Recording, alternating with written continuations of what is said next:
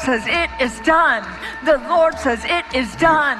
For I hear victory, victory, victory, victory in the corridors of heaven. In the corridors of heaven, victory, victory, victory, victory, victory, victory, victory. For angels are being released right now. Angels are being dispatched right now. Amanda ata ata raka dede baka santa ata ata osha tata rite eke banda ata rite tidi ashata.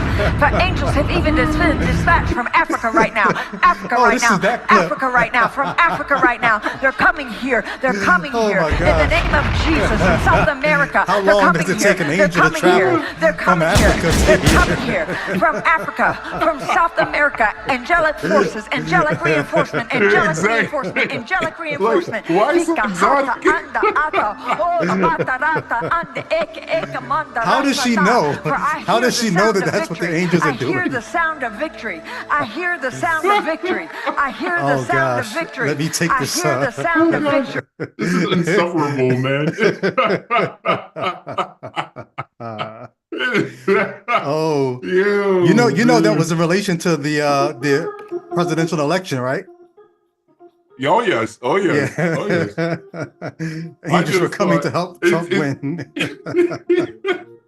It feels so good to have no fellowship with the unfruitful works of darkness. You know, it feels good to not be in that anymore. Because as a believer, you would have tried to separate yourself, but know that you were somehow still attached. Yeah, you were still, there was that, it's like a conjoined twin or something, you know? Yeah. In case you haven't realized it, brothers and sisters, you are now listening to the Hour of Power. That's right, the Revival Hour, featuring your host, Grady Goodwin, and his trusty sidekick, Jay Witt. What's happening? Oh, we're just your garden variety skeptics, atheists, agnostics, and jerks. And we're encouraging you to get into the chat, show some love, thumbs up, like, subscribe, follow, share, go to the store, buy. Hey. Let me get the link to the store Super now. I always chat. forget to put the link to the store up there. Yes, this is the Hour of Power. And some of you in the past may have said, I got a testimony. Come on. Well, we want to encourage you skeptics, you atheists, you agnostic, to stand on your feet and testify. It feels good to not be associated with that nonsense. Can I get an amen? Amen. You don't have to argue and try to separate yourself from them and say, "Hey, I'm a different variety. I'm not that. You don't have. You're totally separate. You've come out of darkness into the marvelous light." Huh? In the chat, Yes, sir. greet somebody, as we like to say. Greet somebody in Reason's name. Come on. We got a great show coming tonight. We're going to be delving into Brother Peter Enns' book, or with the Sin of Certainty. Mm-hmm. We have some video we're going to be dishing up for you, and in a little bit we're going to get into a few comments from last week. Why Shouting can't I out see some the of our chat? top commenters. Where is the We live want to chat? encourage those who haven't commented to comment. We've noticed that some of the lives, I guess you get it in the chat and you Yeah. get to go and comment. So we want to encourage you to make your way on over to the comment section in the video, because it'll Yep. be good for the boost in the algorithm. Isn't that Yeah, right? just Brother drop a Brady? little comment, drop a little, hey, great episode, or hey, I was here live, and say something. Any little thing will help, like you said, with the algorithms, because that's the game we playing. Yeah. We know that the variety show we're offering up is sort of unlike what you get, generally speaking. For one, you got the blaring organ, as Brady likes to call it, the organs. He likes to put that plural on there. It's like saying Meek Mills. Did you ever see that video where Where Kanye's laughing, he's calling them Meek Mills. Yeah. Hilarious. But no, we know that we're offering up. This is not for the faint of heart. This is definitely a kind of odd variety show that we offer up here. But for those who like it, I guess they love it, right? So we want to encourage you to spread the gospel, spread the good news. The good news of Ichabod. Of Ichabod. Yeah, I got to make sure I say that right. That's somebody. They say, well, we praise God. The gospel is preached even if it's through a bunch of atheists and agnostics. Got to make sure they don't mix us up here, right? Yeah. Any new viewers? We welcome you. Any new skeptics? We have skeptics of who's of Ichabod. Skeptics of skeptics. You're skeptics of us. But we welcome you to the channel as well. We are definitely about to dive in. Greet somebody in the chat while I try to get this link to share it. The hour of power. As I like to say, the hour of power. come on here. We're about to get into the writings in a little. I got a few good writings here. I have a few good ones to dish up today. Okay. Some good talk music going. Prepare your hearts and minds to receive. Come on. Don't just be hearers. Come on here. But be thinkers. Hey, there you go. We don't want you to just be hearers. We want you to be thinkers. Well, Peter Enns doesn't even want you to be a thinker. He just wants you to be a truster. Oh, yeah. So we're going to talk about that tonight. Come on, somebody. All over the congregation, I need you to lift those hands. Prepare your hearts to receive this word. Come on here. We got the elders. We've been studying and getting ready and preparing this meal for you. Oh, I was glad when they said, come on here. I've been going there for a minute. My feet shall stand within thy gates. Come on, yeah. Yes, sir. Come on, let's dive in. Yes, sir. Let's dive in. While you're here, hit that like. If you haven't subscribed, do that. And did you pull up any comments from last week you wanted to highlight? Oh no, I haven't. Let's see. Let's make sure we do that. For the sake of time, let's do it. Let's do it fast. All right. Give honor what did it say? Where honor is due. Come on here. I'm in the book. Right? We're gonna give some honor to some of the previous commenters from last week. Prophet Azad, what's up? Thanks for coming through. This one is wow, this is from 19. Let's see. Aunt Kathy in the house. Many of you all have seen Aunt Kathy just floating through and supporting all the channels. Don't know if you all have had a chance to hear her testimony, but if you don't mind me saying, Aunt Kathy, I'm going to say I'm actually going to be interviewing Aunt Kathy not tomorrow, but Thursday to hear her testimony, and I'll be sharing that with you guys pretty soon. Meditating in hell, what's up? David DeBow, what's happening? Tramview always in the house. Want to shout you guys out. Looks like we'll read David 777 who commented. I think this is a good way to segue into tonight's episode. He says, excellent reasoning. This is exactly why I couldn't go the progressive route like N. And I think it's a terse comment, but it says a lot. And I think it speaks the sentiments of my heart. And I believe it probably speaks the sentiments of your heart too, Brady, right? Yes, indeed. Yeah. For sure. Michael Apple got to say what's up. Eileen from Australia. Thanks for rocking with us. What do you got for us writings wise? Writing.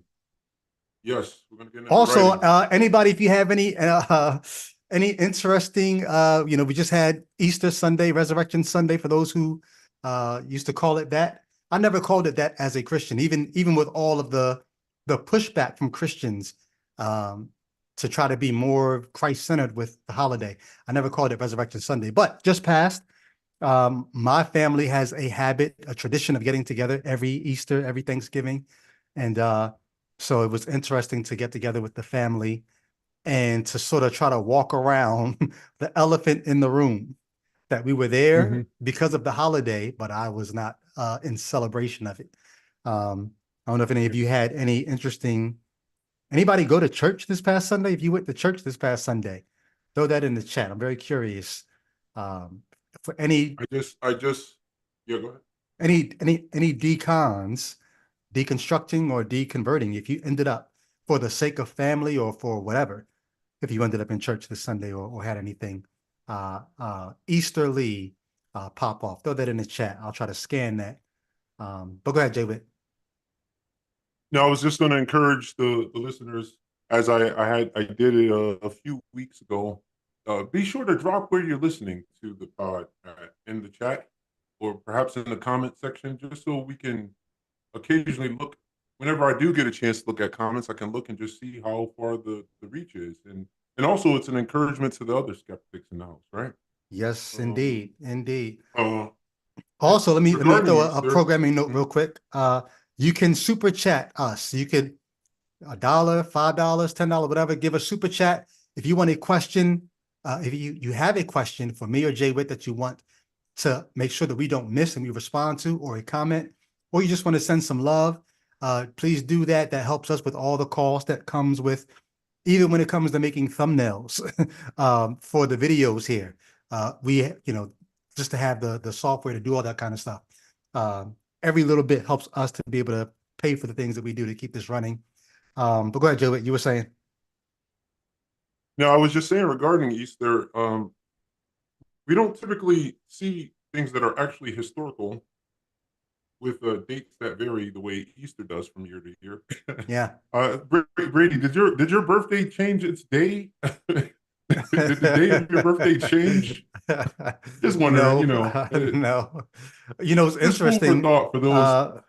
Who was it? One of Scott Vapington, who I did a Life After Faith episode with a while back. He alerted me to the fact that next year, because this year Easter fell on the same day that is typically, I think it's National Trans Day or National something that the Christians are all up in arms about, and they tried to make sure that we were celebrating Easter and not National Trans whatever.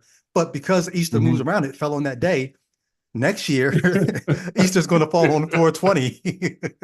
Yeah. And it's funny. Yeah, that's great. That's great, right?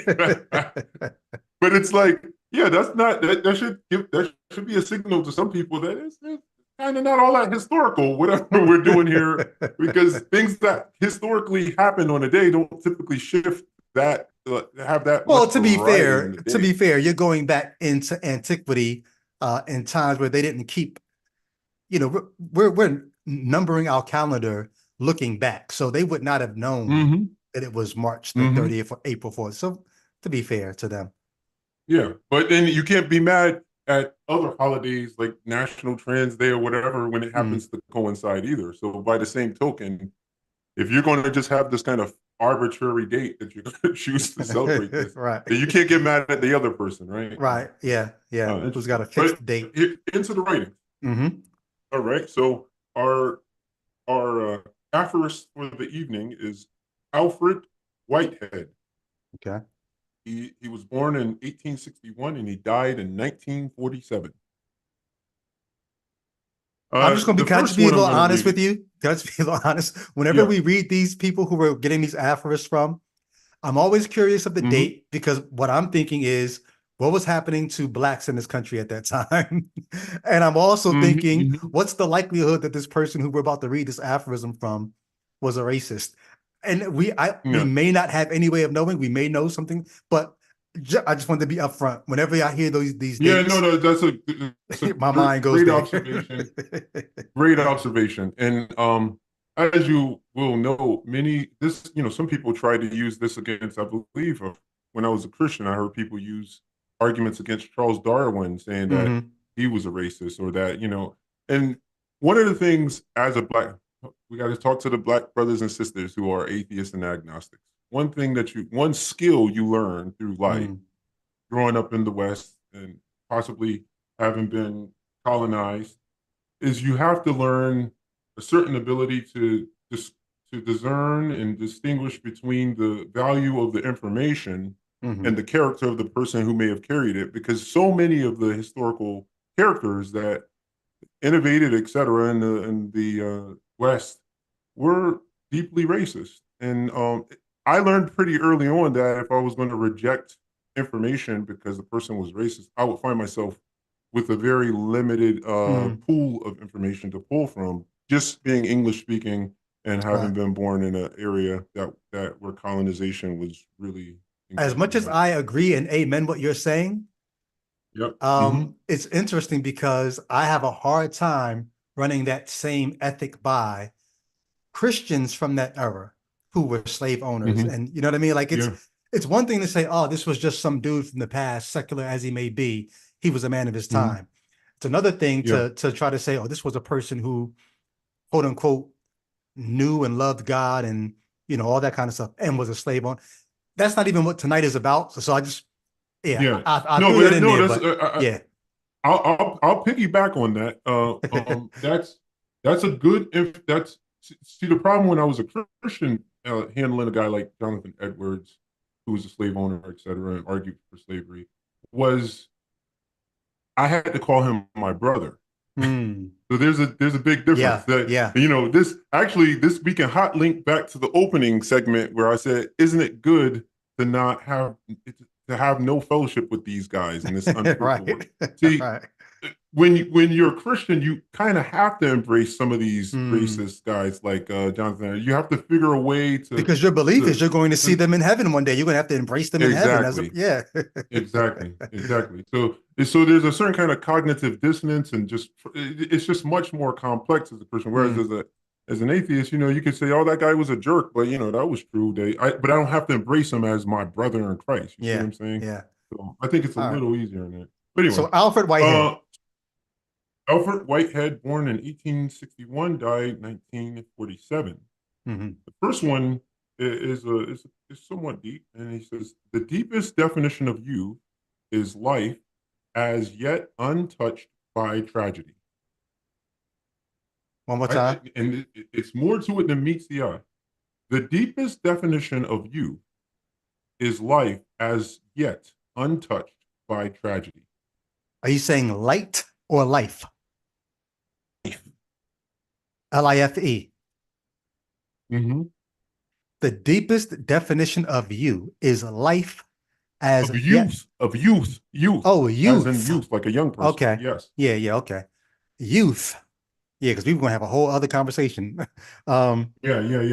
the deepest definition of youth is life as yet untouched by tragedy. Well, I guess that depends on the deepest definition of youth. I'm thinking of where the youth are from. I'm thinking of the youth that Now, I've see, worked with.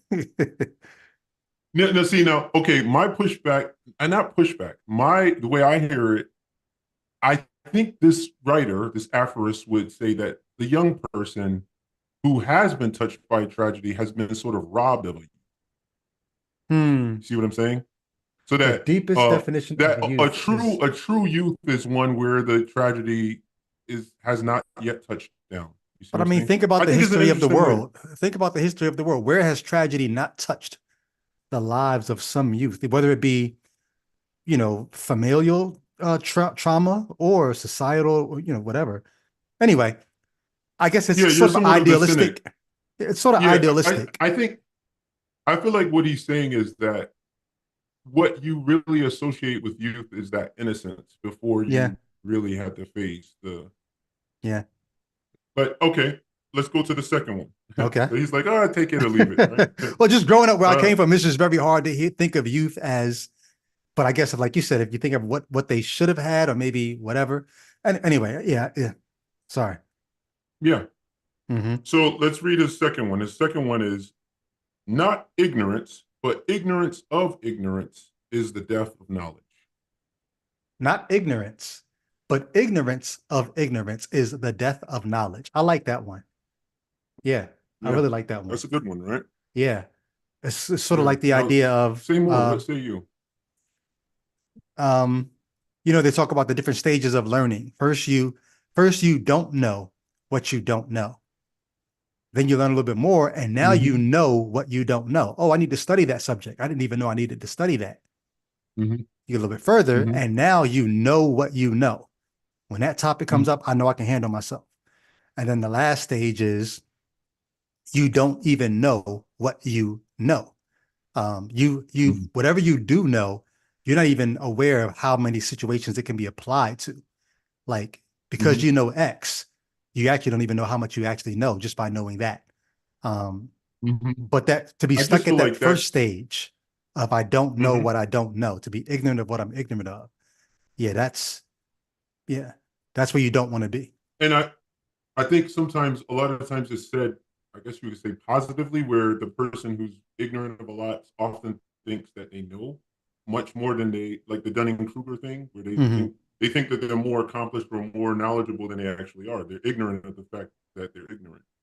Well, doesn't this apply to, we had a conversation earlier today. Doesn't this apply to what we were as believers? Weren't we at that first stage where we were ignorant of our ignorance? Yeah. And are you referring to when I was speaking about the necessity of interrogating one's faith? Are you talking about that? Yeah. I was like, I think we were on things that are truthful and based and veracity based. It's aren't fearful things. I should say people who are telling the truth. There's this. This does piggyback there, because I remember I was talking about how I'm into true crime to some degree, and I would listen to people who were forensically doing analysis of criminals, etc. And one of the telltale signs of a person who's not telling the truth is over explaining. In other words, there's a confidence that comes with the truth, and that confidence can withstand interrogation. That's the simplest way to put it. And in fact, welcomes. Can I get an amen? I think when you know the truth, you welcome interrogation. You will gladly submit to being asked and questioned. So that should be a sign to a person. If you believe anything, if you're in any circle of Christians or any religion, and they don't welcome questioning, you gotta question it. Because people who are telling the truth usually welcome it, because it gives them another opportunity to explain the truth. So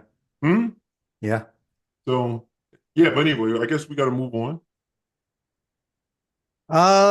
So we had actually two. We had a part one and a part two for tonight. Part one is going to be just a little discussion that's going to be brought to us by none other than your friendly neighborhood stage rusher and face slapper. No, I shouldn't say that. Now I shouldn't do that. Shut up. I'm sorry. It's too late. It's alive. You already did it. You want to set it up? No pun intended. Yeah. No, I don't. Okay, let's just go right into it. I did plenty of time. Okay. Yes, sir. All right. I'm going to share a screen. You let me know when you see it.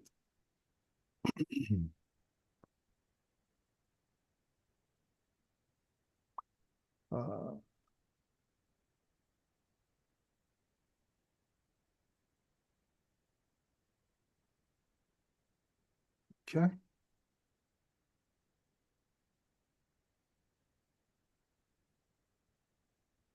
All right. I'm going to play it. If you don't hear anything, let me know. Otherwise, I'll just let them rock. You just realize none of it can make you happy.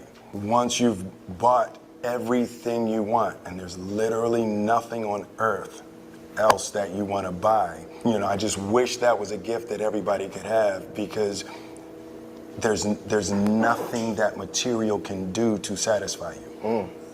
Right? It's like drinking salt water, right? Like you'll never get enough. You're just going to make yourself more and more thirsty. Right. I'm in that phase of my life that can actually be scary. When you realize that no relationship, that no money, that no kids, that like there's literally nothing that can make you happy. That happy is an internal, full frontal contact with your dark night of the soul, and you reconcile that you got to make happy in here.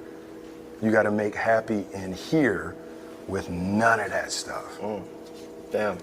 You got to take happy to the people you love. You can't try to get it from them. You know, yeah, and it's like you got to take happy to work. You're not going to get happy from work. Yeah, I'm glad I didn't watch that before. This is very interesting. I thought he was going somewhere else with it, but I like where he went with it. So, I mean, I have a whole lot. Sometimes I'm like writing down what I have to say just so I can just let you, because I don't want to say too much before I give you a chance to respond.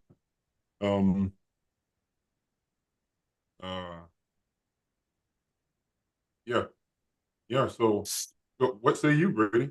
You want to hear my response, or do you want to get to the comments underneath? What do you want to do? I don't, I didn't decide what we should. Okay. Oh, okay. You know what? I'll set up the comments. Because as soon as I watched it, I had the thought. I was like, it's like playing the guessing game. What's going to how is this going to be received? To the top of the no. How close to the top? It's almost like the fuzz. What is it? The head on the beer? Like, yeah. Are the evangelicals going to be the head on the beer of the comment section? Because I was like, I know they're going to be because of the existential nature of what he's talking about. I was like, the evangelicals are going to be in here heavy. But it was like, how close? Like, are they going to be the head on the beer, or are they going to be buried? And I played a game with myself. I was 100% sure at the top of his comment section they were going to be, nothing gets an evangelical salivating more than your existential crisis du jour. Like, your crisis du jour will get an evangelical salivating in a way that nothing else gets to tell it. So they want to be right on top of that. We'll dissect his suppositions in a little, but let's look at the comments. Okay. I'll share again. I'm not sure which one is going to come up first, but I'm just going to pull up one. Doesn't matter. Yeah. All right. Let's read through them. So Emily chimed in and said, "Joy comes from the Lord." Black Jackie Chan. And Black Jackie Chan chimes in. Only God. Only God, man. This was a good one. Al C. He sounds like he doesn't have a PlayStation. That's great. And then great. Cindy sums it up. Will, Jesus saves, bro. Yeah. This is Brady. This is chock full. This is great. There's so much commentary to make on this. Go ahead. Well, yeah. I mean, just the whole Jesus, like, was Will crying out for salvation? Was he like lamenting life? Like, there's a and the other, should we just go to the other ones so we can get them all in? Or you want to deal with these? Yeah, we can get them all in. Okay. Let's get them all in and in there. Let me see. Are you seeing a different one yet or no? No, not just yet. Not yet? Oh, hold on.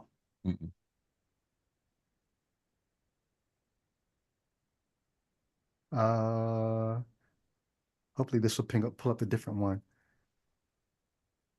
Perhaps we should have just no, this is good. You think you'll remember? Did I just pull up the same one? No, it's the same one, yeah. All right, deal with it. Okay. Go ahead. Yeah. Take your shot. The joy comes from the Lord.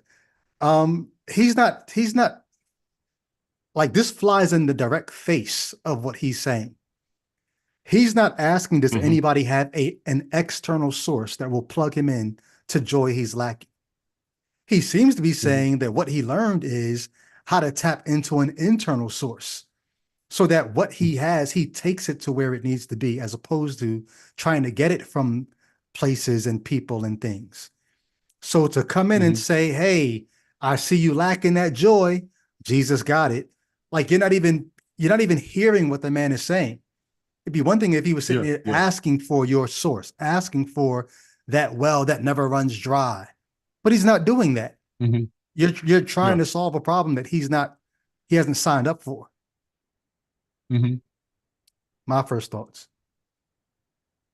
Yeah, no, well, this will be interesting because my whole take was, well, uh, the the nature of Will's commentary. There are certain suppositions, like I say, that go into his commentary, and it's Mm, almost it's as though you, in order for one to even begin having that conversation about happiness in that way, one has to almost buy into a certain kind of I don't know, almost like a telos, like a teleological thing, like you're supposed to be happy, like mm, not someone would say, "What do you mean there? I mean, what's the alternative to not be happy?" Well, in other words, what I'm trying to say is that you only run into certain problems when you are afforded a certain amount of leisure. Um, your in other words, your life, and this we haven't since we haven't discussed this at all. I'm prepared for any pushback at what I'm saying, yeah. but I'm just saying that you're alive and you're the continuation of a certain line of organisms in your species that led to who you are. But Mhm, if anything, life lends itself toward the preservation of its own self. Like that is life itself, like the kind of life that it is, whether it's an iguana or a human being or ant or a blue jay, they produce another blue jay, which produces another, and life, for whatever reason or lack thereof, tends toward just sustaining itself. mhm. Even within the creature itself, you Sustaining and know, perpetuating. that's more efficiently said, sustaining and perpetuating itself. But this idea of happiness Mhm, is more existential, is something that you bring into it, these this teleological baggage, mhm, and you make it a thing where it's like, oh, the goal is to be happy. Now if you don't recognize that as a goal, and some people say, well, why wouldn't you recognize happiness as a goal? Well, the person who's well fed, they have every kind of luxury they could want, and they say, I'm still not happy. I don't, maybe it's just because I don't have that luxury. I have not experienced that state. mhm. But, that's, it's not a necessity to like, so it's almost like the Christian who jumps in the comment section and starts commending Jesus Christ to him. They're assuming that where Will found himself is where everyone who's in Will's shoes will find himself. And I, Mhm. I can't, I Yeah. don't know if we can say that that's the case. Mhm. You have to have your, like, you understand what I'm saying. I've said a lot, but that's why I was trying to give you room. Yeah. So that's a whole other take rather Yeah. than just, go ahead, go on. Well, I think he's responding to what is just basically a safe assumption that what our species has developed into are pleasure seekers, joy seekers, purpose seekers, reason seekers. And so to have the kind of minds that can not just experience pleasure, but plot future pleasure, to not just experience joy, but to when we don't have joy, look for things to, there's a whole thing about sparking joy, getting rid of things in your house that don't spark joy. Because we're these kinds of creatures that can evaluate our situation and plot courses to a better, think about what homeostasis is and what homeostasis becomes for some people. The more that you get, the more that you find yourself wanting more of that. If you've had certain experiences, then you want more of those kinds of experiences, and it changes what your homeostasis is. The person that becomes drug addicted, I never forget about the rapper The Game. He has a line in his song, one of his songs, where he says, I needed my father, but he needed a needle. and basically just picturing what addiction does to people, it changes what homeostasis is for you. So now your body is craving things that it didn't crave before. You're not even at just a base level without this thing that you've introduced into your life. Well, some people are like that with pleasure. Some people are like that with, becoming dependent on other people. I say all that just to say, I think he's just acknowledging we find ourselves in a situation where we're searching and we're seeking for experiences that will leave us feeling fulfilled. And sometimes we call it happiness. Sometimes we call it meaning. Sometimes we call it purpose. But I like what I think he's doing here is saying he's come. It's almost like Paul, right? Paul says, "I've learned the secret of contentment." Contentment. I've learned, for Paul, the contentment was it's godliness. His contentment, unlike Will, Paul's contentment was something that was external to him. No, let me pause you here. Yeah, yep. Because I feel like you're doing the ends thing, and we're going to get to the ends thing a little bit later. But so are you not happy with the word happy and happier with the word contentment, and it's as a surrogate for it here? Do you feel like that? In other words, do you feel like that gets the core of what Will means when he says happy? Do you feel like he means contentment? I think there's those different things. I think there's a concentric circle. Mm-hmm. There are concentric circles, I should say, where things like, because one person, remember the first comment that we read, they didn't even mention happiness. They went right to joy. Yep. Let's pull up the next. I'm not sharing my screen. But I mean, that's interesting because Enns does that in the chapter 5. He starts really getting into the semantics and go ahead. I'm listening. Well, I think maybe we could save it for the Enns conversation. I think Enns is doing, I don't think he's playing semantics. I think he definitely is changing like to a different word for a different reason. Yeah, but when I say semantics, I mean it literally very technically. Like he starts getting into the idea of, okay, this word better expresses this idea.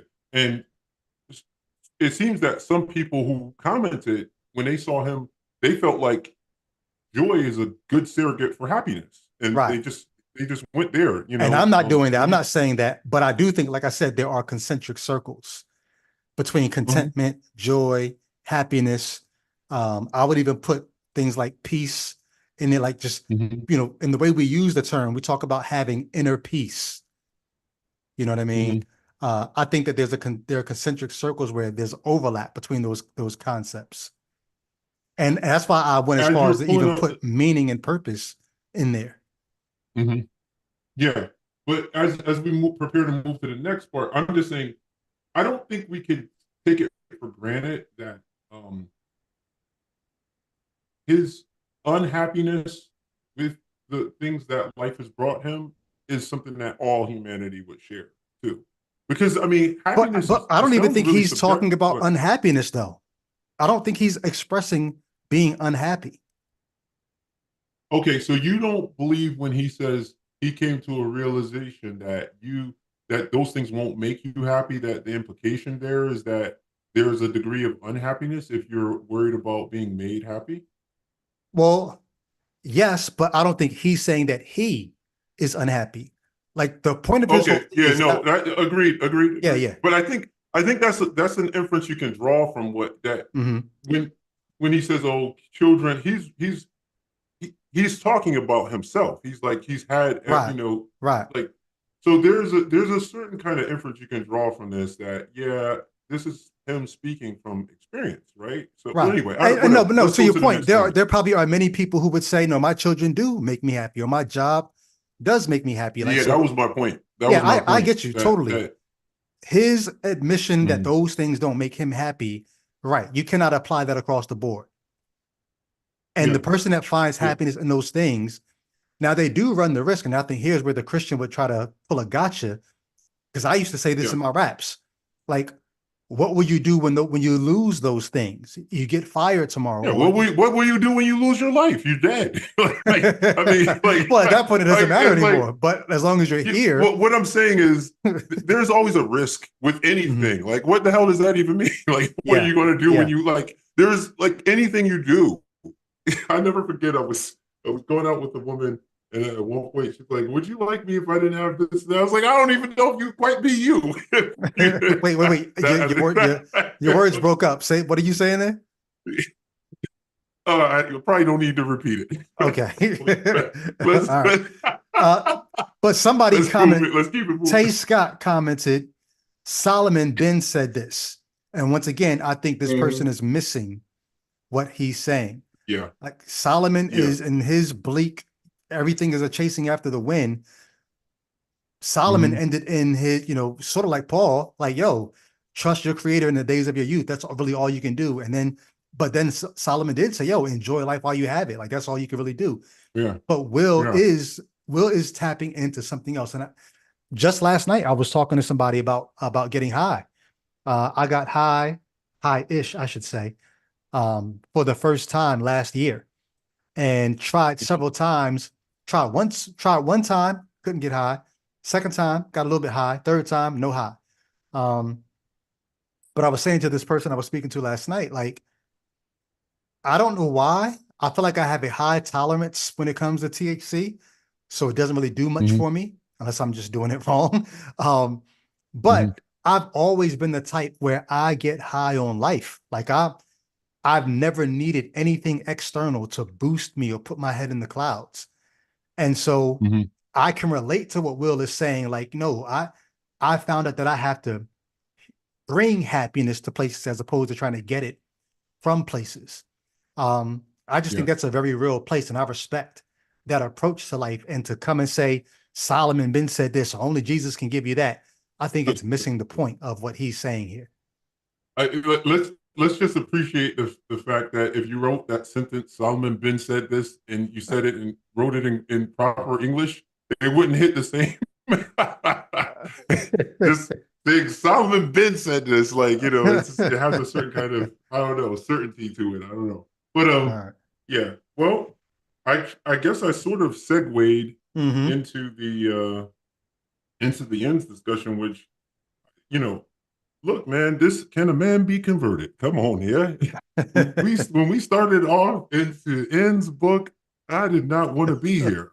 When they said they looked when they were on the Mount of Transfiguration, it is good for us to be here. Come on. So I was like, get me out of here. I don't want to do this with my Tuesday night. Well, it shows you how things change, because I was going to say, now you're going to have to talk me in to doing any more chapters in this book, because after this chapter, I'm ready to get the hell out of this book. Like, you got it.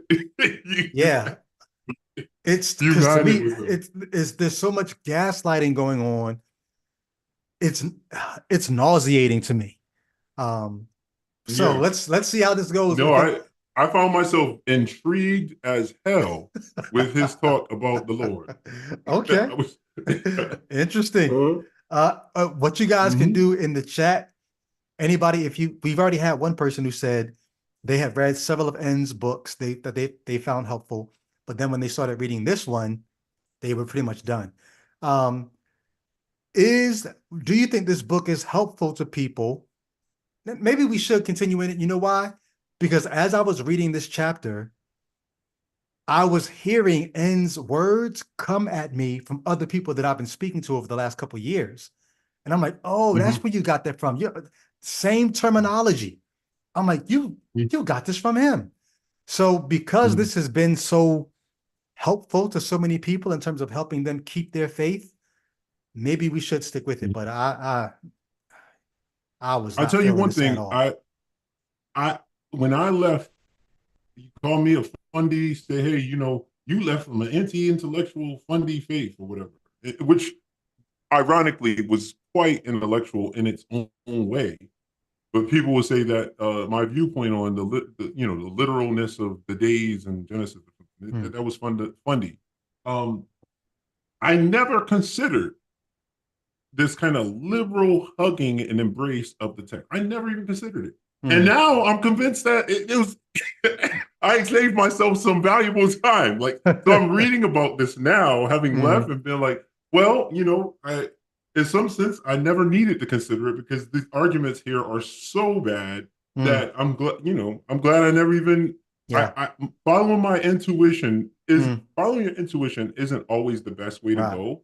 But when I saw the nonsense of the text and said, "Okay, show me to the door as quickly as possible," and I didn't stop and check out ends or any of these other guys on the way Mm. out, I Yeah. just left, and then I found myself, a decade later, you're hearing these liberals and they're talking and they have this more nuance and when you actually read them in depth or you listen to their arguments in depth, you start realizing, oh, there's really, it's almost like your experience going to seminary where you're like, oh, the higher ups are going to have answers to some of these questions. Mm. And then you get there and you're like, actually, I'm here with them. Yeah. They can't answer the questions, Now Yeah. I'm hearing these, it's like, oh, they somehow, he's an intelligent guy, he's a writer and all this stuff, he's got all this education.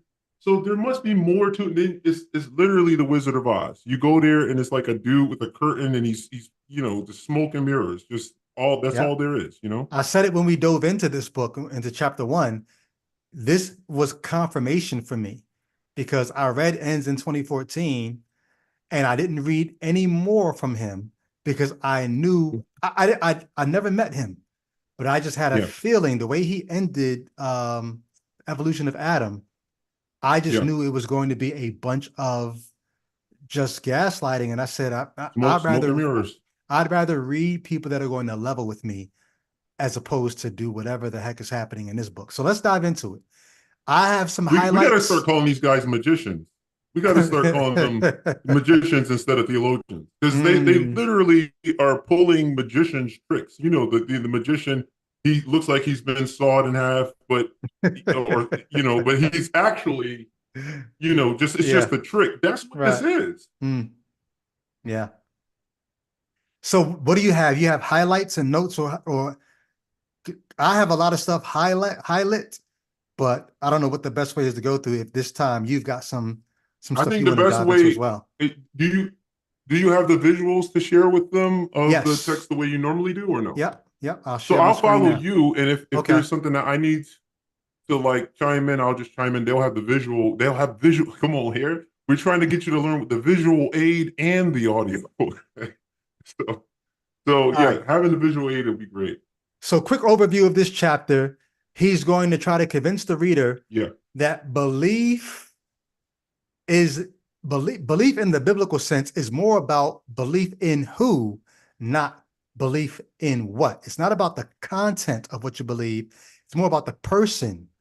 And aside from that, it's not just believing the person, but maybe even belief is not the best word that we should be using, which is why we were talking about semantics a minute ago.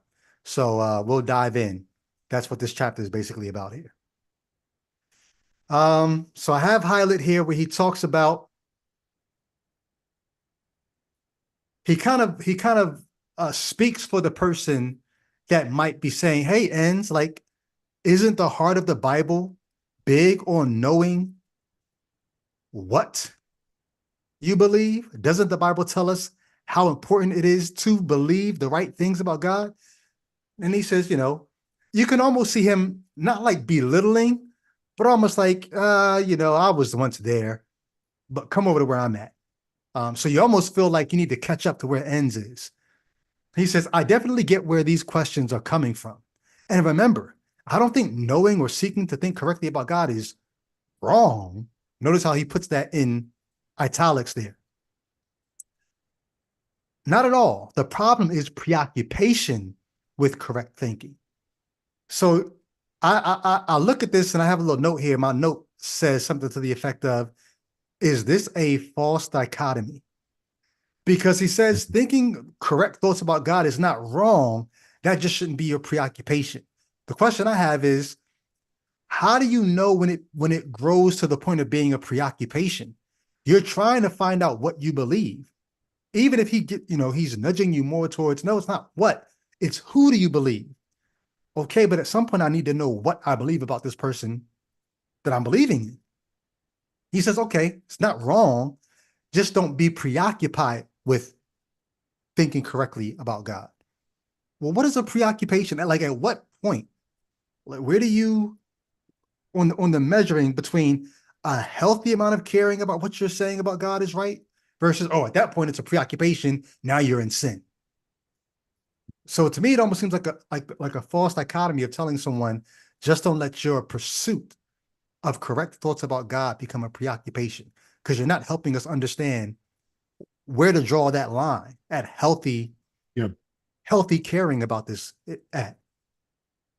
Yeah, there's a certain amount of dogmatism in his tone in chapter 5 that I think speaks to his more conservative evangelical past. In fact, the sense I got through the chapter was that he's not as far removed from who he used to be as he thinks he is.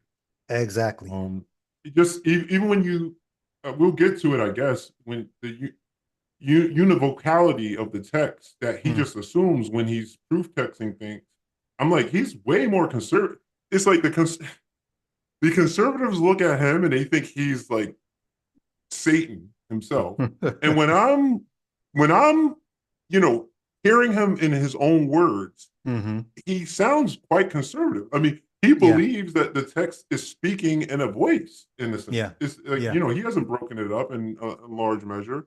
I'm getting ahead of myself. Yeah. But and there's a certain pragmatism to his argumentative style. We'll get to that too, but go ahead. All right. Another reason why I highlighted this is because the people who will come at me for trying to press the Bible to be right about X, Y, and Z is they would say things like this. See, you're preoccupied with being right. It's okay to want to be right. Just don't be preoccupied with that. And I'm like, what the hell does that even mean? Like, you don't want to think wrong about God. Just don't be preoccupied with thinking right. At best, it's really, really subjective, because I mean, you have to ask, when does one cross over from death into life with this preoccupation? Like, at what point is it too preoccupied or not occupied enough with it, Right. Anyway. So now he starts critiquing the use of the word belief. And he's going to talk about. This is going to be good. Yeah, he's going to talk about the word in the Greek New Testament, pistis. It often gets translated the same for faith and belief, and it often is more talking about an action, not a mental assent in terms of I think these things are true, but I'm willing to act on these things. And so he's going to take this to say, I don't even think belief is the word we should be using. I'll read him in his own words here. I'm not against creeds or talking about what I believe.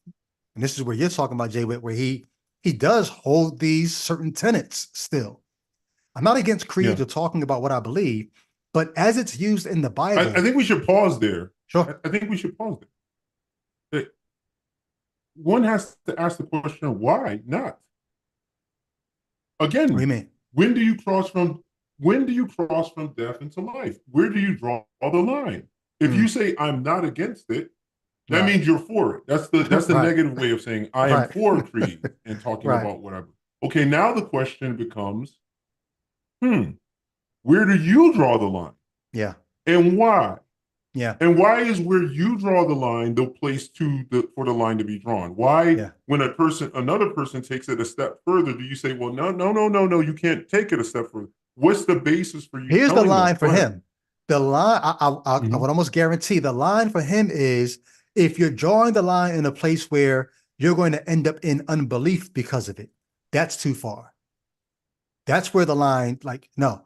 As long as you're on the side of you're still believing, have fun with your creeds, debate them, don't put too much stock in them.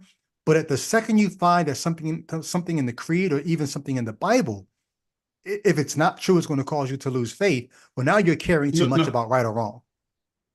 This is interesting because when I'm reading him, I'm getting the sense that Enns is also critiquing people who would have been like his former colleagues at Westminster. Say that again, we lost you. I said I feel like he's also critiquing people who would have been like his former colleagues at Westminster. That is to say, go ahead. No, I'm just thinking, go ahead. Because he says, I'm not against creeds and talking about what I believe, but I'm thinking there's a critique here for his, because remember, he felt earlier on he talked about, like, I think it was chapter 1, how stifling the community he was in that he loved began to feel eventually, and it was precisely because of the emphasis on certain data, Hmm. creeds, etc. And I don't think that this statement is devoid of a criticism. Now, see, this is, again, I always take the opportunity to point out to the listening audience, if I'm debating with Brady about the meaning of a sentence with a living author, I mean, whenever authors put things down on a page, it's open to interpretation. Hmm. Yeah, unless he can come and clear the matter up, it's just his interpretation against mine. But yeah, here where I see this, I'm like, he's not against creeds, so he's for them. He's for them. Um, but as it is used in the Bible, believing doesn't focus on what someone believes, but in whom one places his or her trust. Now, again, that statement is a loaded statement Hmm. because what it does assume is that the Bible is speaking with one voice, right? Because he says Hmm. the way it's used in the Bible. Well, now you're referring to a compilation of books. What, Right. So hold on, 66? just to make it clear, when you say the way it's used in the Bible, what you're saying is every author who uses the word is using it the same way. Exactly. Right. Yes. Like it's And no, communicating and one idea. furthermore, I will go a step further than what you just said. Mm. I think he's almost assuming that it has a single author that is God. Yes. Yeah. Yeah. That there is the Holy Spirit. And see, there you go. Now that sounds very conservative, Hmm. evangelical. You know, Yeah. it doesn't. I mean, he's their bedfellow in a sense. Yeah. And so yeah, no, go ahead. Go ahead. I'm sorry. No, I mean, he says it that believing is a who word, not a what Mhm. word. And so what he's doing is he's giving people the freedom to not have to give a F about the what's of what you believe. As long as you're still tied to the same who, the what's can go out the window. As they have to, the more you learn about the world, the more you learn about history, the more you learn about science, the more you learn about ancient languages, the more you learn about archaeology, the more you learn about the Bible, what you believe has to go out the window. But don't you dare let go So of who you believe. so you're utilizing a conservative evangelical view of the Bible to buttress a very liberal argument Hmm. about how you should use that Bible, Hmm. right? The Yeah. conservative evangelical usage of the Bible would be to use it as though it's speaking in one voice. And But then you're taking it's that speaking authoritatively. authoritatively in the single voice. So Yeah. you're taking this conservative univocal understanding of scripture to Hmm. then compromise the same scripture. Do you understand what's going on Yeah. here? You're proof texting, you're using the Bible as a proof text to prove that you don't need to use the Bible as a proof text. Yeah. You need to just trust the one who gave you the Bible. Like it's Yes. a weird way to argue. You're a rat in a maze just running around in circles essentially Yeah. because this is go ahead. We need to move on. There's Yeah. so many of Yeah. these nuggets. All right. So I skipped some pages because it was a lot of the same. So he says here, so when we see belief or believe in the Bible, tempting though it may be, we shouldn't transport our overly intellectualized meaning onto biblical characters. If we replace these words with trust, we'll be closer to what the Bible is getting at. So whenever you see the Okay, word, hold on. right? He says Mhm. the Bible. Just note Right. that. Yeah. What? Yeah. What? In the I never Gospels can where let those Jesus slide. says believe, Mhm. in Paul when Paul says believe, in James when James says believe, it's all the same Mhm. idea, is what he's saying here. Yeah, and I'm saying just like somebody might say I'm a fundy atheist because I came out of evangelical fundamentalism. There's a sense in which there's an inescapable fundamentalist kind of approach to this. Whenever you're using the definite article before Bible, Right. mm, in Yeah. a sentence where you're talking about what the quote unquote Bible says, Right. eh, That's kind of fundamental. conservative, It's right? fundamentals. Yep. Yeah. Yeah. Yeah. But he's encouraging people, and I hear this in my comments, not my comments, my inbox on Facebook. I get tons and tons of messages where people are trying to nudge me away from belief and more towards trust. So he says here, if we replace these words, the words belief and believe, with trust, we'll be closer to what the Bible is getting at. So every time you see the word believe in the Bible, replace that with trust and stop thinking about believing propositions or the contents of what you believe. Go think more about the person you're trusting in. And so you, Christian, if you're doubting, if you're deconstructing, if you're tempted to leave, no. What God is roping you towards and pulling you towards is not so much belief anymore. Matter of fact, if you're getting ready to stop believing, that actually might even be the thing to do. Stop believing, but now trust. You see, it's like that's the magician's trick. It's okay to not believe anymore, as long as you still trust. What?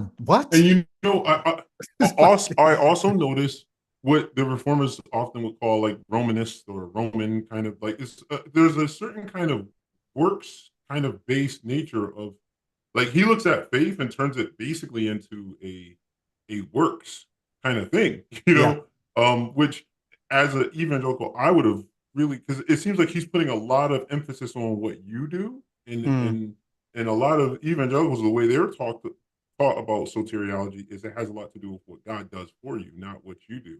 Not to say that he's wrong or they're right, but I'm just saying his take on, I think he even quotes James to kind of as we're about to get into text, it. His did you highlight the part where he yeah, go ahead. Go ahead. Okay. Yeah. Yeah. So I don't know if you were talking about this part of James, but he says the book of James summarizes the idea in one verse. You believe that God is one, and you do well. Even the demons believe and shudder. Believing that God is X, Y, or Z has its place, but it is so easy, even a demon can do it. I had all kinds of issues with this. My main issue with this. On Nurch, I think the first episode of Nurch, we went through Romans 1, and we talked about Paul's poor reasoning, where Paul puts all these therefores in, and you think that because they're therefores there, that it must make sense. And then you start reasoning in such a poor way. You reason based on those therefores, and you end up walking around in a world not making any sense. In the same way, this author here in James, talking about even the demons believe and shudder. Well, do demons believe in God? Like when we start talking about epistemology, there's a difference between believing and knowing, right? Belief is a subset of knowing, but knowing is a much stronger thing than belief. So it's weird to me when James does it and when people today use this idea of even the demons believe. I don't think I would classify, if this is to jump into their world and accept their premise. If there were such a thing as demons, and if there was such a thing as a Bible God, I don't know if it's correct to say that the demons simply believe in God. Like, yeah, I think there's a bit of hyperbole being used here by the writer of James on some level, right? Yeah, but we don't use it today as hyperbole. We take it as, Christians will say to the unbeliever, even the demons believe. What do they have to believe in? It seems that he's basically, it seems to me he's saying, you say you believe, and mind you, he's combating what I guess they would call the antinomians, right? And he's saying, you say you believe, but then you go out and it doesn't affect your conduct. Well, in that case, even the demons, I mean, I guess one could frame that and try to, but it's like we've said this on numerous occasions. Belief is not a proper verb to be applied to my interaction with you, Brady. Right. Like, I don't believe in Brady. I know you exist. Right. I know who you are. You know, like if you said it would be a nonsensical. If you said Jay Witt believes in Brady, it would be a nonsensical sentence. It wouldn't make any sense. There's no way that would have any kind of sense to it. Right. Because I've not presented to you in such a way that you're left with only being able to believe or disbelieve. You have to respond to me. You have to deal with me. You experience me. It In would the be same way, unintelligible. It would be right, totally unintelligible. right. So to say that demons believe in God, I hear what you're saying about the way he's using it here, but the way we use it today is this to make unbelievers feel as if they should be able to do what at least a demon can do. But a demon in their worldview would have the kind of experience with God that I don't have. So it's no credit to the demon that, hey, even they believe. What's wrong with you? Well, they, in that worldview, have more of an experience with God than I've had. So give me at Yeah. least what the demons have, and I'll believe and Yeah. I'll shudder and maybe I'll worship too.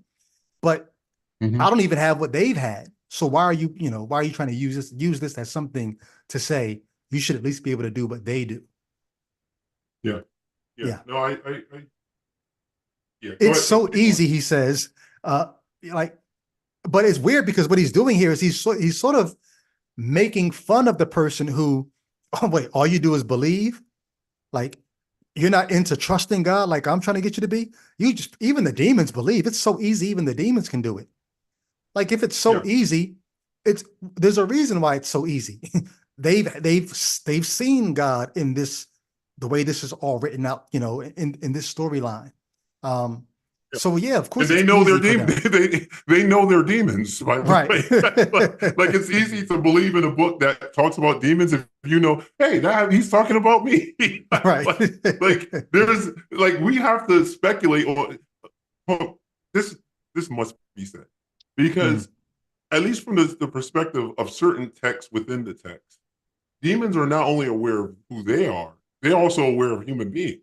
Mhm. So, but if you actually flip this whole scenario, we don't have the same kind of view of them that they would Right. have of us. So they would have Right. every reason, like you say, because they are not only aware of themselves, they are interacting with us. They're trying to trick us into doing, you know what I mean? Right. They're Right. seducing spirits and stuff. So Right. it's like they don't have to.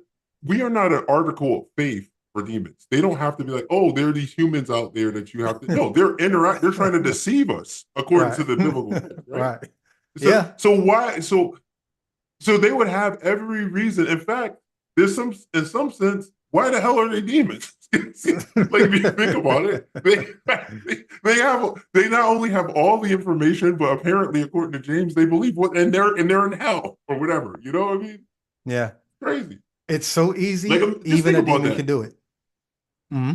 Yeah, if yeah, but Yeah. some people would say, yeah, all right, let's keep it. Yeah. We I can just go don't on want this the forever. person who, I don't want anybody who's on the deconstruction, deconversion train to think Yeah, there's something wrong with you because for whatever reason you're struggling to do what even the demons can do. What yeah, we've just that's said crazy. is That's the crazy demons talk. have more revelation than we have. Oh, but we got the word of God. Yeah, The absolutely. demons, according to this text, have seen God. The demons being able to believe in God are in a much better place to believe than you are. So don't feel like, damn, Yeah. there's something wrong with you because you don't believe. But ends here Yeah, is trying like to make it what does seem the like, song say? go ahead. No, the song says, "Lord, haste the day when faith will be sight." Yeah. Well, for demons, apparently faith is sight right now, right? Right. like while the Christian is waiting for what they believe in to be revealed, demons they don't have to do that. Yeah. It's already here. Yeah. So, but here is ends trying to make belief seem like it's on some lower tier. But then he says, moving from your head, because that's what you're doing. If you're believing, you're just, it's here. Trusting is more here. Moving from your head to your whole self, however, where your belief is all in, where you trust God, well, that's something else entirely. So he's trying to get you this. Now think about this. This book is called The Sin of Certainty. He is letting you know that certainty is being all but removed from the Christian position. You can't trust it for history. You can't trust it for science. You can't trust it for whatever you were going to, you can't be certain about any of that. You can't even be certain about the contents of your faith. It's not about what you believe, even though creeds have their place, as he said. Can't be certain about any of that. But think about the juxtaposition. I want you to be all in on the thing that you cannot be certain about. Is that not the weirdest thing to call someone to? Like, why not allow people to apportion their trust to the level of certainty that they have? I mean, exactly. When I was going through this chapter, I was like, trust is earned. Thank you.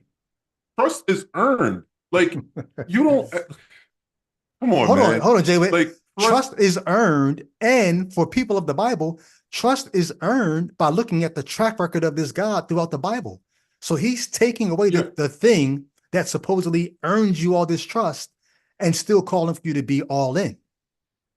I'm thinking even much more abstractly, in the sense of, you can't just tell me to just trust and trust. Like, trust, we have a word, trustworthy, which we use for people who have proven themselves to be a person that you should trust. And so, in other words, the word trustworthy would imply that there are some things that are not trustworthy. What are they? Things that haven't been proven. Well, so, I have it highlighted. He's actually going to say here that even when God proves himself to be untrustworthy, the goal is for you to still trust. Yeah. This is nuts. It's nuts. It's like, shout out to Albert Kim in the chat. Yeah. Al, big Al. But no, like, it was like the trust. I couldn't help but really focus on his usage of trust, his reoccurring usage of trust. And it's like, okay, yeah, you can commend trust to someone. Now, I think this is an appeal to utility. Ultimately, I probably gotten there prematurely, but I think ultimately that's what he's appealing. And by that, I mean, I guess you would say this is an informal fallacy, basically, that he's essentially commending this to you on its usefulness, in light of its usefulness, not in terms of its veracity so much, because he's not pointing to, because of the nature of the book, he's not pointing you to, anecdotes in the text that have to do with well, I shouldn't say that. See, it's even as I'm saying this, he is definitely a magician, because he is pointing you to the text. And we should just go on ahead, because he's going to probably proof text this. He's constantly pointing you to the text, but he's constantly trying to use the text to pull from to rid you of any. It's like he has a problem with grounded epistemology. Well, I'm so glad you used that word. You said it's like he has a problem with grounded epistemology. I got a word picture in this next part here that goes to that. He says, so when I come across that word belief in the Bible, I replace it with trust, and it always makes a big difference. I'm challenged to get out of my head where I'm warm and safe and feel the risk of trusting God. He's calling you to a risky life where you're trusting God when you don't feel like you have a good reason to. And I just got this picture, like, imagine just being up, you talked about ungrounded epistemology. Imagine being up on a high-rise building and you're playing near the edge because you think there's a layer, like you think there's maybe a clear glass or something protecting you. So you're just playing near the edge and you're having fun. And then somebody says, why are you playing near the edge? And you say, I'm fine. The glass is there. And they said, no, the glass came down about an hour ago. And you're like, oh shit, like you jump back because you realize how ungrounded, you realize how like unsafe you actually are. There's no glass there anymore, but you've been playing around. What he's basically doing is he's saying to you, we can no longer trust the Bible to ground what we believe. But I want to still invite you into this risky relationship with God where you're playing near the edge anyway. You're going out there, you're evangelizing people, you're telling them about Adam and Eve, and even though we know that's not true anymore, and you're talking about hell. He talks about that in the chapter. I know, that's why I said it. You're risking your life, and you're doing all, you're denying yourself. You're not taking certain jobs because you're wondering, if God's going to have you. You're doing all these things, risking your life, trusting God when you have no good reasons to think you should be doing any of that anymore. Yeah. Well, and like, it's so hard. I hate this. I hate this. There's so much going in my head right now. But basically, the thing I'm trying to express is that if you didn't know a person Hmm. and you're like, hey, I'll hold your pocket. No, let me come up with a better illustration. And let's not even give an actual word illustration. Let's just say the person comes to you and they say they trusted you, but it was a totally vacuous trust. Hmm. Wouldn't you value more the trust that comes from someone who intimately actually knows you? So what I'm talking about is the qualitative nature of trust. Hmm. Like if a person is cheap with their trust, if the trust is cheap trust, do you understand where I'm going with this? Yeah, yeah. A Basically, trust that is you're basically saying the way he's inviting people to take this risk and trust and believe, not even believe, to is trust cheap. God. It's almost like you said, it's unearned at this It's point. monopoly money. It's Hmm. monopoly money. Yeah. Like I need, like if you get, if Oh, this. somebody Hmm. compliment, if everybody they met, they compliment, say, you're the most handsome man I've ever met. And then they tell you, you're the most handsome. It has no meaning. Like the word handsome, guess Yeah. what? It doesn't mean shit if they say it to everybody. Well, And here, if your trust is, if let's pour that into we both, let's pour that into what you're saying about God here. You basically would be saying to God in your prayer, God, I trust you, and I don't even know why. yeah. And for him, that's a commendable thing. How valuable is that? If the thing is that cheap and it can be given out, that empty of actual knowledge, how valuable is it? And now Yeah. you can take that, you can translate that to anything. You can translate that to like if I told my child, I love you more than anything in the world, but I said that to every child, like, or if I said it to just one or two other children that I don't know, it would empty the compliment I made to my child of any actual meaning. Why? Because you're handing it out to people you don't know. The only way for trust to have any value, the Mm. trust has to, it can't be emptied of knowledge. That's the only way the trust has any real Well, value. let me read what I just pulled up here. I didn't highlight this, but this might be where he might push back. So he says here again, nothing wrong with that faith. What faith? Faith, like belief, includes content. The what? But again, we can't stay on that level. If we do, we're going to miss out on a lot. So he's not saying that there's no content. There is a what. We just can't stay on that No, level. no, But no. I'm not. I love that because what are you talking about, bro? yeah, Like where now? Okay, now I'm running into a fence. Let's go down to City Hall and find out if there's actually a property line here. Like right. where do you have a right to erect this fence? Like why do you have a right? Because he's warning you against correct thinking as a preoccupation, but then he's going to tell you, no, it actually your faith actually includes a what. You just can't Yeah, stay there. So is yeah. it like is the preoccupation how long you care about what you believe? Or is there a certain amount of emphasis that you don't want placed on what I believe? Because like, what do you mean when you say right thinking or correct thinking? Being certain about what I And believe is a I don't think sin. that's a I Like, don't how do think you that's a say it's not pushback. wrong? It's not wrong in one sense, but then say it's a sin in another. I don't think that an adequate pushback, primarily because it sounds like he's saying, okay, that's the window into the more important thing, which is this amorphous, undefined trust. Blind trust. Blind, yeah. It's like it's it's literally dumbing you down. It's saying, hey, turn your mind off. Go ahead. Yeah, I'm just finding going to the next quote. I'm skipping a lot here, so if there was anything there, you may have to go back. No, the other thing I had thought about his getting into the semantics of trust and belief is that clearly a lot of these translations have translated believe because of something that's going on in the language, right? Mhm. So that's the other thing that I think is problematic about his synonym or surrogate-based usage of language. I think that sometimes there are nuances that get lost, maybe in both ways. And that's the problem with translation in general. Like a lot of times things are quote unquote lost in translation. But some of the nuances of that are lost maybe when he puts a heavy emphasis on trust. In other words, he's saying we're losing that nuance, the nuance of trust when we just speak of belief, right? Mm-hmm. Well, one might be able to argue that the reason why these translators have translated it belief is because there's a good reason to translate it that way too.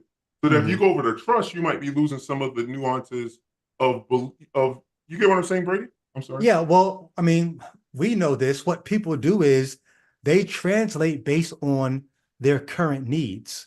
So Yeah. as the needs change, the idea of like if you're talking about the semantic range of a word. So if the semantic Exactly. range, if the semantic range of the word includes trust, but it also believes this, having contents that you actually put stock in or give mental assent to, based on the time that you're living in, you'll play up. Once again, there's that mixing or EQing of the text. You're going to EQ it to meet your current when he's need. saying EQing, he's talking about equalization. Anybody who's had the old stereos back in the day, you could turn the bass up or the treble or the mids. Go ahead, but go ahead. Just for those who might be losing that little illustration. So he's remixing the word pistis, the Greek word pistis. He's remixing it, turning up the highs and turning down the low end, because the times that we're in now, this sound is more key than the sound where it was about what you believe. And that's only happening because we're finding out that we can't believe this text the way that we used to. So you just, man, we preaching back and forth. We trading the point because when you added that to what I was just saying, that's such an apt illustration of it, because what you end up seeing is within this word pistis is, and let's say the highs are the believe section of it that we actually associate with content. He's turning that down, and he's in the bass. He's saying, okay, we in 95. I want to hear that bass in the woofers.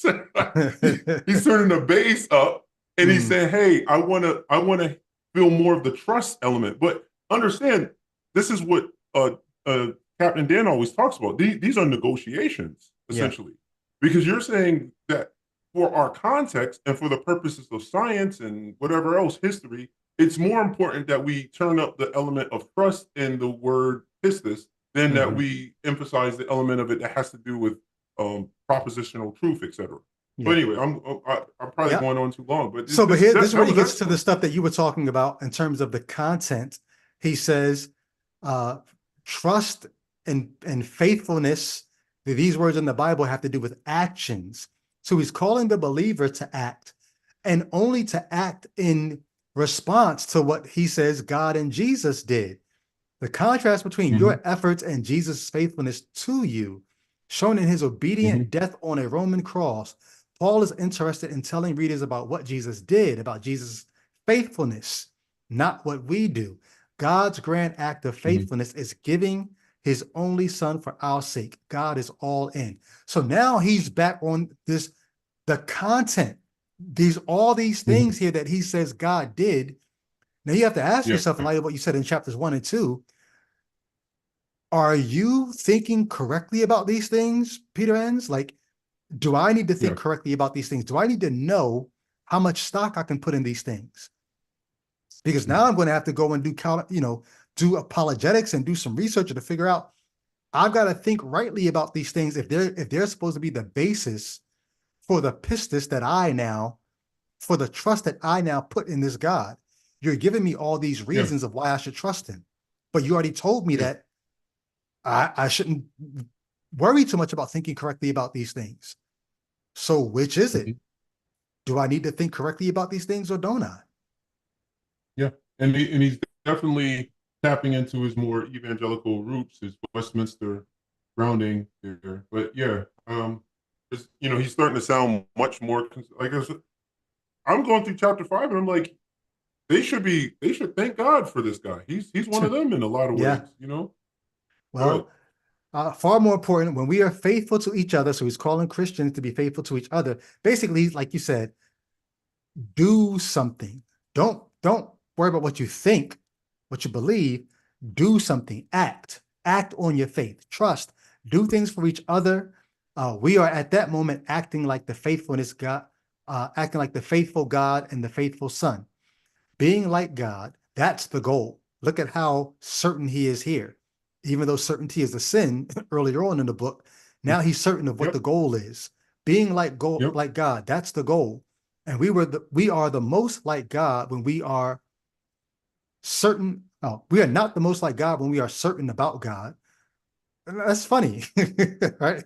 We are not most like I mean, God yeah, when we are that certain. sentence, yeah, that sentence is unintelligible. It's unintelligible. Well, Because is God certain about how do you himself? know that?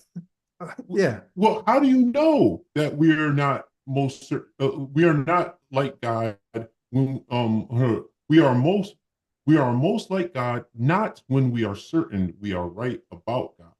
That seems to it seems Or like he's or when assuming. we tell others how right we are. Like, so it's not even about what we Yeah, communicate to each other. That's not it. yeah. But may as well finish the sentence off. But But I when mean, we he's are right like acting Paul. toward one another, he's, but when we are he's right acting like toward one Paul. another, like the faithful father and son, like you said, Yeah. he's certain about this here. No. Let's look at that sentence. Okay. Okay, so he's certain that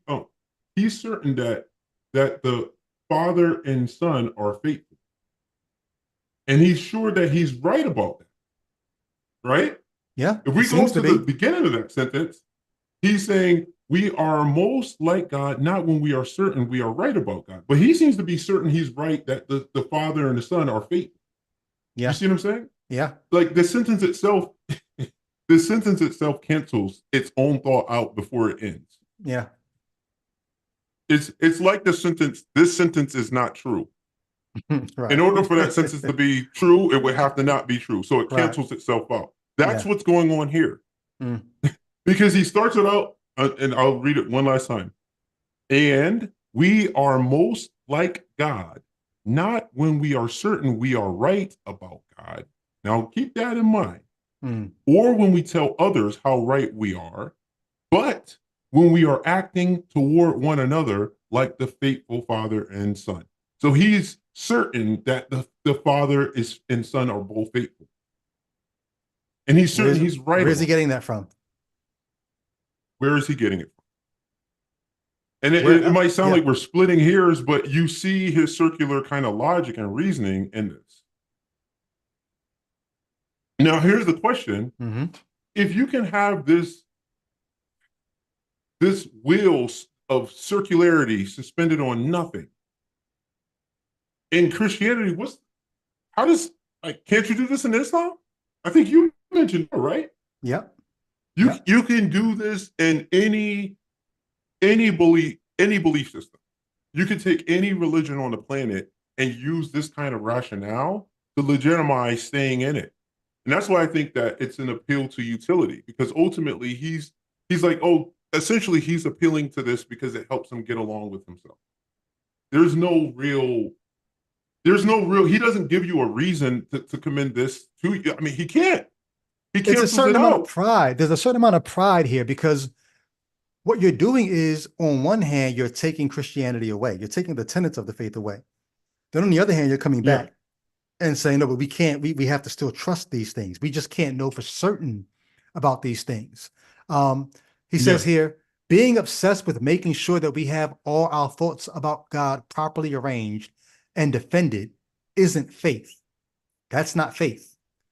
How trusting we are of God day to day and how God-like we live among those around us day to day, that's faith.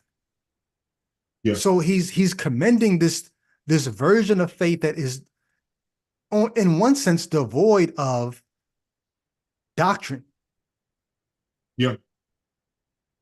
But at the same time, it's because of the doctrine that you're going to do any of this stuff. You're going to be like Yeah. he knows the Father and Son are. Yeah. Yeah. He goes, did you highlight that when he starts talking about Abraham? No. Okay. I can try to find it At real some quick. point, I wrote a little. It's fine. I wrote a little note to myself at some point that the exegetical details that he's getting into, they don't mean anything if the story is a fabrication. Well, go ahead. No, I've been saying a lot. I mean, I told you, Well, I'm but fired up tonight. he brings up Adam and Eve, and he Yes. thinks of that story as a fabrication, yet he still pulls meaning out of that. No, Brady, I'm pulling this out of you because the audience might not know why you're saying that. Why are you saying he? Well, have you read something from him? Right. That, In the evolution of Adam, he gets towards the end of that. I don't know if I doubt that he's going back on it since then, because he's written several other books about Genesis, Genesis for normal people. Yep. But he does not believe Adam and Eve are historical people. Okay. Should I just get to it? I think it's in here. Hold your Abraham comments when I Yeah. get to the Adam and Eve part. We need to start wrapping this up in a minute anyway. Let me see. Okay, cool.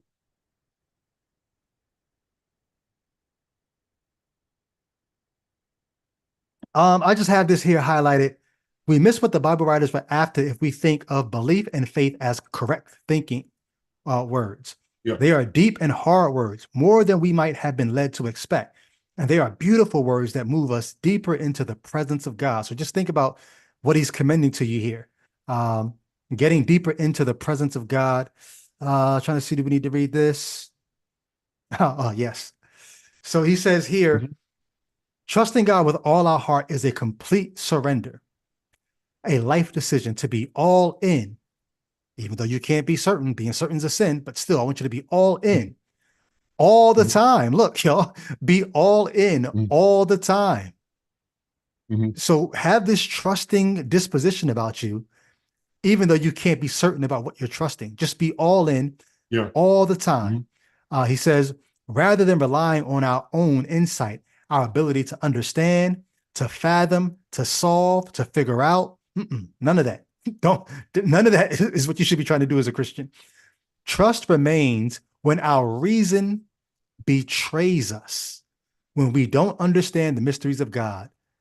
So when I read that, I thought to myself, this makes no sense for your trust to remain when your reason betrays you. I could see if he said trust ought to remain when a reason escapes you or when a reason eludes you. Like there's certain things, like even as a Christian, like I would say, of course, there are going to be things about God and the universe and creation, all that we just don't understand. It escapes us. It eludes us. It's too wonderful for me. It's beyond, it's above our pay grade. That's one thing. That's not when a reason betrays you. Like reason betrays you when your senses tell you one thing, and then your mind tells you that what you're sensing can't be. If my microphone just floated up in the air right now, right? My senses are telling me one thing, my mind is telling me that can't be. That's when the reason betrays me. It's not like our ability to understand. Your mind is telling you no, but your body is telling you no. I couldn't help but hear that while you're talking. It's like the episode we did. We did an episode a while ago talking about the hidden things belong to God, but the revealed things belong to us. That's what the Bible says, right? But when the things that are revealed that supposedly belong to us, these are not things that are above our pay grade. These are things that are revealed. When those things betray us, like, we start realizing. What you say? I said, they're like, give me that back. Like, yeah. Give you that one. Like, God's taking back things that he said. Oh, no, that's not literal. Oh, no, that's not real. Oh, no, that's not trustworthy. You can't trust me on that. When the reason betrays you, you still trust that. That's where I draw the line. If reason then escapes, you have the cover of the book. By the time they finish taking everything back, all you have is the cover, the front and the back cover of the right. book. You've taken out the beginning of Genesis. You've taken out the prophecies. You've taken out this. You've taken out that. What do I have left? Right. It's like Luke 24, where they say Jesus walked through the Psalms, the prophets, whatever. He showed them that he had to die. It's like if you took all of those things and just took it out and said, well, we can't trust anything. Right. Well, it's like, what do we have left after Yeah. we've taken the law, the prophets? the So I don't know Psalms? how attractive this is, Yeah. but he thinks this should be attractive, or this is like Custard's last stand here. Um, you know, our ability to understand, fathom, to solve, to figure out, none of that is trust. Trust remains when our reason betrays us.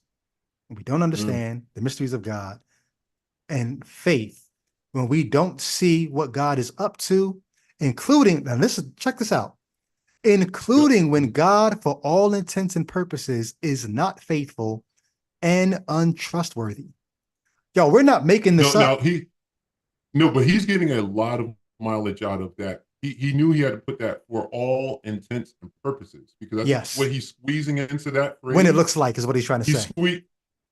He's squeezing into that your subjective appraisal of the situation. Yeah. And he's going to say that's what but he's wording it in a way to include the letdowns Right. of science when you start learning about evolution, etc. When you start, Right. I think it's meant to be. Yeah. It's meant to be elastic enough to be able That's to deal great. with those issues. That's a great observation. He's getting a lot of mileage out of that for all intents and purposes. Yes. Yeah. Because he But could he just be really saying, wants you to, yeah, I get it. he really wants you to read it like that's a sleight of hand, because he knows you're going to hear it when God is not faithful or trustworthy. But he put that for all intents and purposes. That's like that we talked about in the commercials. Say this now you might die of cancer for this. This Right. might be carcinogenic. All the fine they say it prints. real fast. Right. That's the fact. Yeah. That's the fine print. But also what he's getting you to do is, one, he's calling you to trust God, but he's also calling you not to trust yourself. Because that, for all intents and purposes, is what he's really saying is when it looks to you like God is not faithful, when it looks to you like God is not trustworthy, for all intents and purposes, is you're trusting your own self and in your limited judgment. That's what it looks like.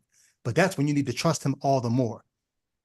Like this is, you said it's sleight of hand. I'm going to go a step further and say this is insidious. Yeah, it is. Basically, when you have every reason to not believe this anymore, that's when you need to stop trusting you and start trusting God more. Yeah, it's like, was it Jesus take the wheel? Like that's his version. And then he gets into the Adam and Eve part right here. So I mean, okay. Yeah, this is the juicy part. Yeah. No, go ahead. Our level of insight does not determine our level of insight does not determine our level of truth. Just look at the gaslighting that's going on here. I'm so glad I did not choose to stick around and have this kind of faith. Let me before I get to Adam and Eve, let me just share this real quick, because I just thought this was apropos. Right before we jumped on, I saw this on Facebook and I snatched it and said,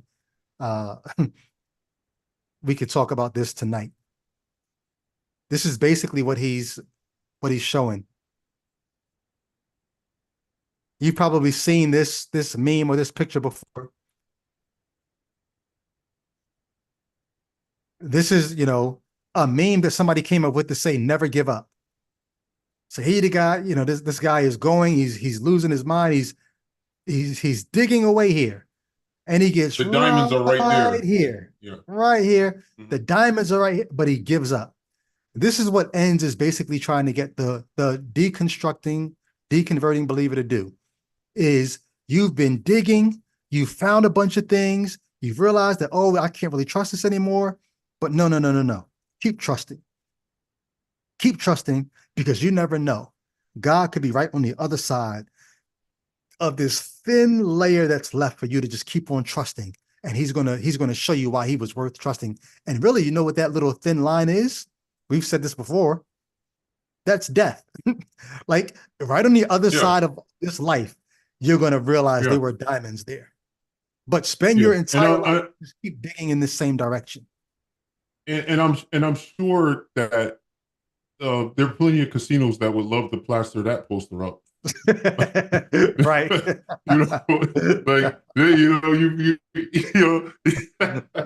Anyway. Yeah. Back to Adam and Eve, and then we can wrap up on this part here. Yeah. For sure.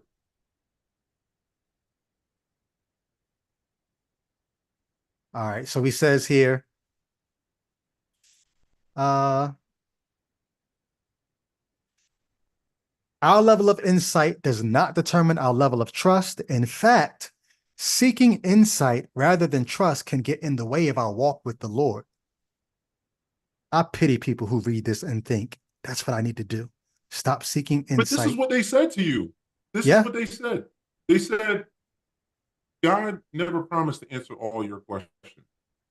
When you were asking reasonable questions, like, look, you're like, yo, if you don't take me into a talk about the creation of the world, I'm never going to ask, I don't have to ask you questions about it, right? Right. You started the conversation. Like your Right. freaking book begins with you telling us this is how you did it. And then when I say, that don't line up here, we got this here that's not like, then you're like, he never said he was going to answer. You started the freaking conversation, man. Well, speaking of that Anyway, conversation, I don't want to go on a rant. yeah, seeking insight rather than this is almost damnable to me what he's about to do here. Seeking insight rather than trust can get in the way of our walk with God. Just ask Adam and Eve. When tempted by the serpent to eat the fruit from the forbidden tree of knowledge, Eve would have done us all a favor by taking a step back and asking herself, who in this transaction is worthy of trust? Now, he just told us even when God is untrustworthy for all intents and purposes. But now he's going to go back on that and say, Eve would have done us all a favor by asking, who in this transaction is worthy of her trust, her creator or the crafty serpent? Bro, you just told us God was untrustworthy for all intents and purposes. But in this situation, if you go ahead. I know I have to just say, like, I have to hot link back to our earlier conversation that you clipped a little short on this tonight. You were saying that you read a book where he basically says he doesn't believe. Go ahead. Well, I have to hot link him back to that. Well, but he's going to get himself out of that hot water in a second because he doesn't believe this is historical. This is a story for teaching purposes. So let me let him make his point then. Who was more trustworthy in that transaction, her creator or the crafty serpent? Now, if you know anything about the story, you know the serpent actually told the truth. It was the creator that was keeping things from them. But so even that is a little bugged out for him to say that.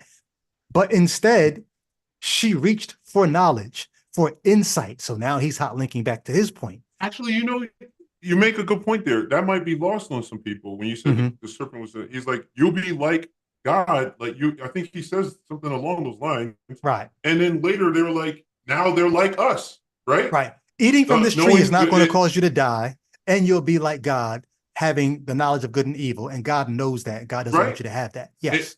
And then after they eat that, the response of the gods is to say, like, yo, now they're basically like us, and if we don't ban them from this spot, they're going to eat of the tree of life and basically be like us. Basically be more like us. Yeah.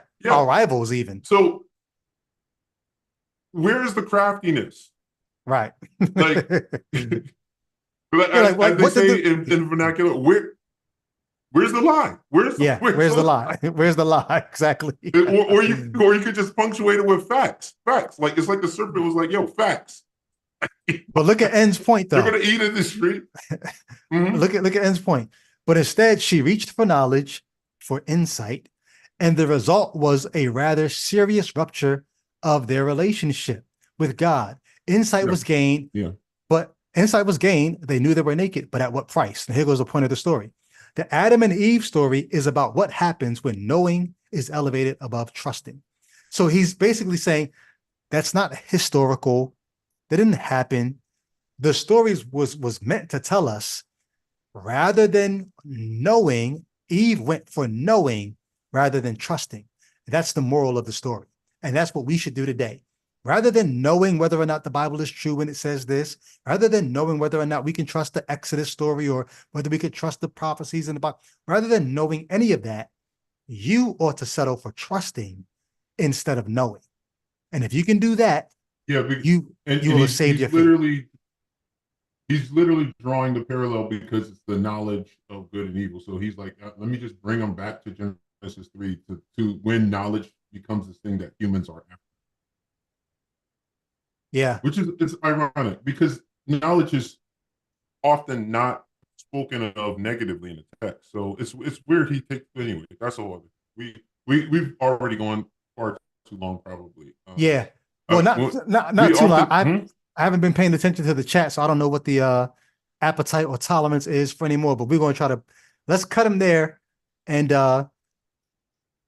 you guys let us know. Super chat. We got a shoot. Oh, true. I lost my So he said, dope lunchbox says, he gives us $2. He says, when will the podcast be on other platforms? And I'm going to say today what I said before. Go ahead, Jay. Tell him. Mm-hmm. Well, I mean, Brady bears the weight of the burden on his shoulders. Yes, it's on me. Yeah, it's on me. It will. It's coming. It's Albert Kim did the research, forwarded me everything that I need to get it where it needs to go. Really, like people think I spend all my time on Facebook arguing with people and then all my time doing this podcast. I wonder why. I do spend a great deal of time on there, but that time is in between all the other things that I do in life, and I do a lot. Like as the second we get off of here tonight, I'm going to switch gears and go to a whole nother mode of preparation for what I got to do tomorrow. Like we live full lives. And so I do plan, like it's on me to get the podcast up on the DSPs and other platforms. Even like there's an episode that I'm supposed to be editing of Ichabod to put up this Saturday. Is it this Saturday? Actually, no. It's next Saturday. Remember next Saturday. Yeah. Okay. God, this Saturday is Nurch. I mean, this Sunday is Nurch. Yeah. So that buys me time because I was dreading having to edit that episode in light of everything else I've got going on. But anyway, all that to say, it's on me and it's coming. So thank you for asking. Yeah, thank you for keep the super chats coming. Keep the super chats coming because what we're doing is if we get ahead of ourselves, we will have a year's worth of money to keep the podcast on the DSPs by the time we get them on there. And we're going to get them on there soon. And they'll be on your Apple and what do we say, Spotify, all of these, they'll be on the different platforms. So yeah, don't be discouraged with your giving because your giving is going toward the podcast for sure. Don't get weary in well doing. Like he said, yeah, we're juggling. I juggle a very full schedule. Albert is a beast at what he's doing. Mm-hmm. Like we're each doing very, very, we're having very productive lives. This isn't, none of us got into this to try to make this our full-time thing. Or this is a labor of, come on, somebody, labor of love. Indeed. I need that music. So this coming Sunday is Nurch. Yo, time goes fast, yo. This coming Sunday that means I need to try to get up on another beat for a freestyle then.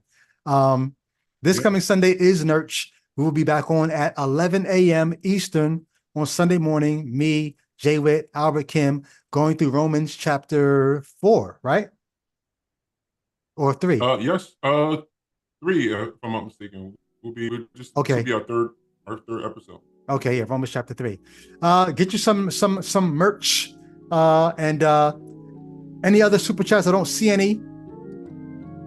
Thank you guys for rocking with us. We definitely appreciate every single one of y'all.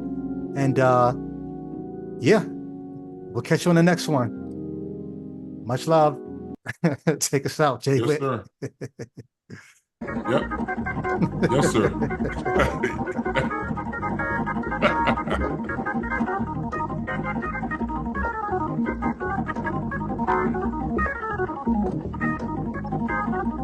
Greet somebody in Reason's name on our way out.